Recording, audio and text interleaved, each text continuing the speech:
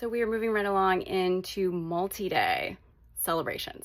So this is a really fun way for couples who are eloping to then either include a larger amount of people on a different day or even on the same day, just later in the day.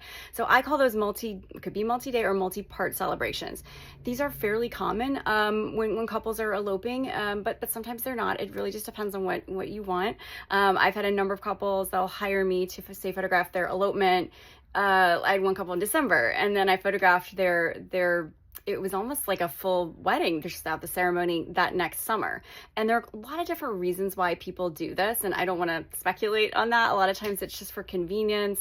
Sometimes people just really want to get married at a certain point in time, and they, for different reasons, can't have that bigger celebration.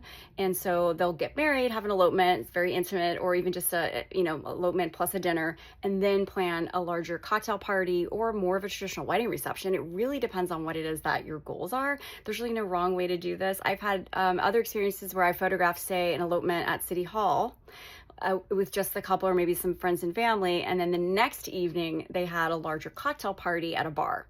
So there are many different ways to do this. It's really just thinking about what makes sense for you.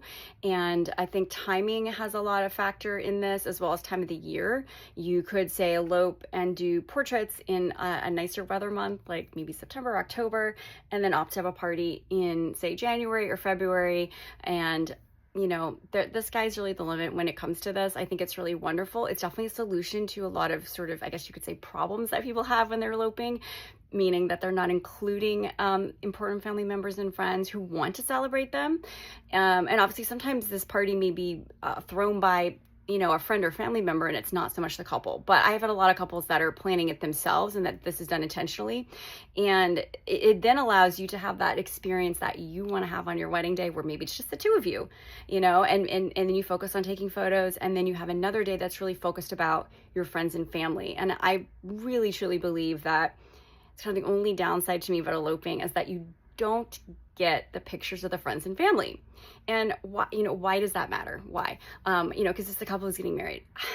I really believe that weddings offer such a unique opportunity to photograph beautifully, everybody's dressed up, all the people in your lives at that time who care about you. That just, it doesn't happen, right? People come together, you have a chance to photograph them. I think it's something that everybody should do. Certainly at some point, birthday parties can accomplish this, I guess. But what's nice is that it's both sides of, a relationship, all the people they care about getting together, having a good time. So you have that experience, but then you also have the photographs, which I think is really, really important. So I love the idea of having a secondary celebration or a second part to wedding plans in order, to celebrate with more people and then also get professional photographs of them. So I highly recommend that. There are just so many different ways that can be accomplished. And I certainly can give some suggestions as well.